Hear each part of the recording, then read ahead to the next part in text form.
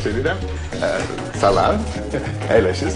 Necəsiz? Öpərsiz? Danışın görək. Sağ olun. Doktor inanmazsınız. 2 aydır artık rüşvet götürüyorum. Молодец.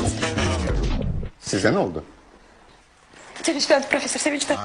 Danışın görək necəsiz, necə özünüzü hiss edirsiniz? Adam. Nə gözəl, nə gözəl. Doktor benim maaşım yadınızdadır. Bentley. Değiştim. Nəyə? Metroya. Doktor yerin altında o kadar marallı insan var imiş. Что вы говорите? Oğlumu pullu mektepten çıkarttım. Evin yanındaki mektebe düzelmiş. 5 dakika yol. Özü gelir, özü gelir.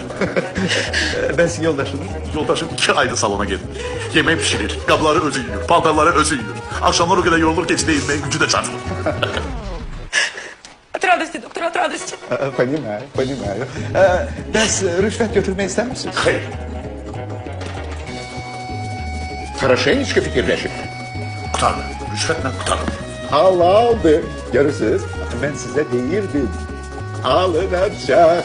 İstemeseniz götürmezsiniz. Sağ olun. Allah razı olsun. Sağ olun. Çok sizden hiç bilmem size nice değil. Sağ olun. Sizi bırakıyorum. Öpes. Axı mən sizə demişdim. Siz cavansınız. İstemeseniz götürülmezsiniz. Bir Trump'ın Olmaz. Ya. Bacarmıram doktor. Bacararsa. Sen cavansın. İstemezsen götür.